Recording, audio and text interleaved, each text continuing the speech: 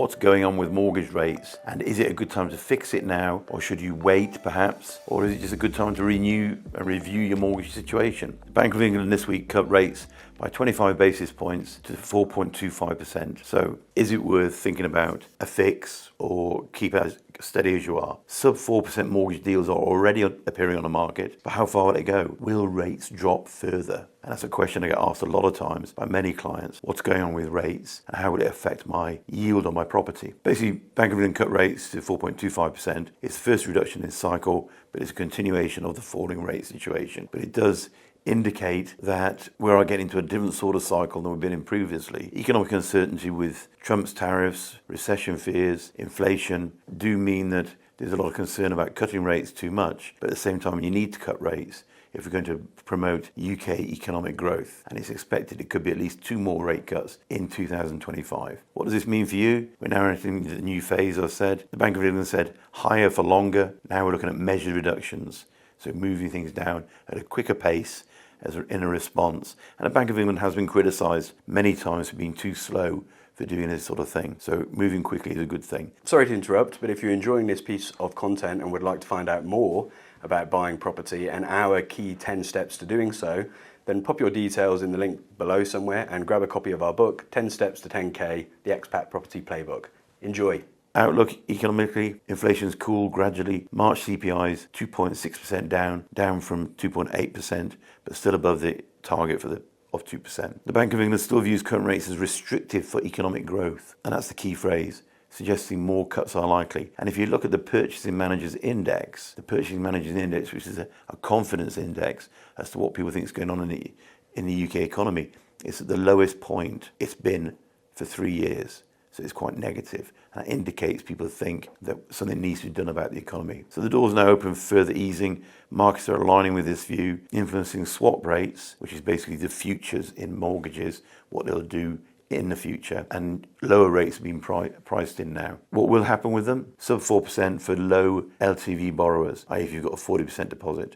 And bearing in mind that a third of all people in the UK own their properties for cash, a third of them have got less than 50% borrowing, that is quite a good deal. Lloyds are offering 3.72%. As expatriates, normally we're doing a 75% or 70% loan to value, so we're not going to qualify for that. So it's worth considering whether it be a good idea to put more down as a deposit. And again, that gives you more flexibility going forward. I think this idea of borrowing as much as you can in booming markets is a great idea, but we're not in a booming market, and I don't see one coming for the foreseeable future. So be cautious, personally, I would say. And what's the outlook? What does the research say? Rates are expected to drop, according to analysts, by 3 to 3.5% by the year end. That's a general feeling. Oxford Economics specifically, who are a global economic advisory firm, expect the Bank of England rate to fall to 3.75% by the end of this year and to 2.5% by the end of 2028. That's 2.5%.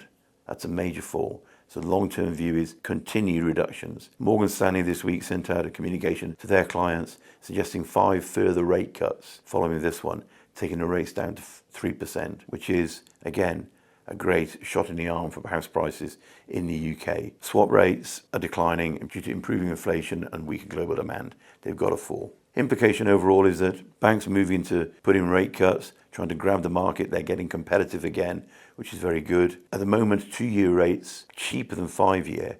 And what does that mean? It means they expect more rate cuts. So jump in and get a 2% if you wish. Average 2-year fix is 5.14%.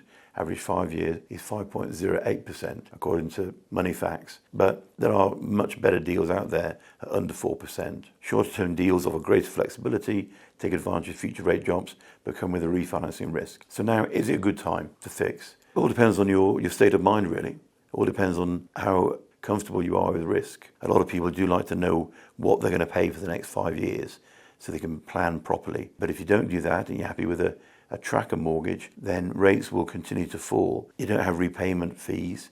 It's a good time to be doing that sort of thing. So you've got to really balance it out for yourself, which you'd prefer. Lock in flexibility and know what you've got, or don't lock it in and expect you could have future hikes. Things could go up. We don't know that. But these are the things to bear in mind. And I think really it's a case of once you've weighed that up in your own mind, think about what is your overall strategy for your property? If you're looking at a long-term buy, which is what we always suggest, going with a variable rate I think is perfectly acceptable, because interest rate, rentals are still going up. Outside of London, around the country, rents are still going up, and it's a good opportunity to basically fix your rate or even get a flexible falling rate when rents are going up. Okay, so what's the overall view from APW Towers?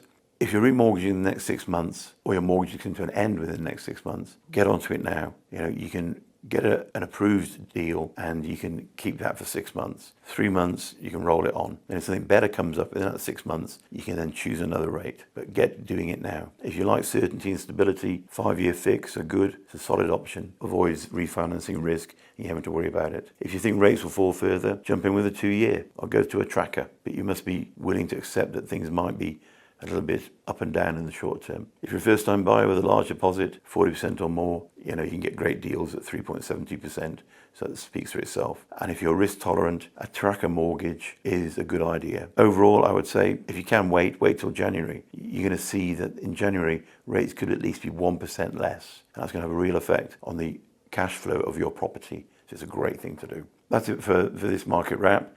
Go through some questions and some comments from the last 3 weeks. It's always lovely to hear. Aimer916, bless him, said, I'm really enjoying your content. Thank you for sharing. Well, thank you for watching and listening. I appreciate your support. Jed510, thanks, very informative and useful. We have a coastal buy-to-let in St Leonards-on-Sea on the seafront. We're very happy with it. But interestingly enough, it's not so much in vogue as it used to be. But I think that goes back to the post-COVID scenario in that people on the coast, they went to St Leonards-on-Sea to get away from COVID. Now, with work from home becoming less acceptable for employers, and I'm saying get back into the office. So there's less people willing to live on the coast if they've got to spend 3-4 days in the office in town. So consequently that is the case. And then secondly, the coastal towns have been highlighted as locations for refugees, and a lot of the guest houses there have been taken by the government. That is having an effect on people's willingness to actually live out there. I know it's quite a negative thought, but that's unfortunately what people are like. And then finally, a comment from Marcus H. No one has an average house or an average rent, and no one is an average person. That's true. I wonder how these numbers would look using first-time buyer homes. Well, first-time buyer homes, they are priced at an unreasonable level because they're pitched just for first-time buyers, and it's what builders think they can afford to squeeze out of them. So again, first-time buyers are skewed as well. So there's no real average. You just need to look at your own situation and see how you perceive the average house price to be. And it varies. I mean, if you're buying a new build in a city centre, then everything in that block might be a certain price. And it's very difficult to find a comparative figure because that unit is different from any other one in the centre of town. If you buy on a terrace street, then they should all be the same. But again, they've been refurbed to different standards. So it's difficult to get an average price on that. So there is no average price really. You just need to look at the fundamentals and work out whether you think it's a good deal. Does it add up? So that's it for this week. Thank you very much for listening. Don't forget, Expat Property Playbook. It's going out hotcakes. People are enjoying it. I get some great reading from it and people are very motivated to get into the market once they've read that. So give it a go if you can. Thank you very much.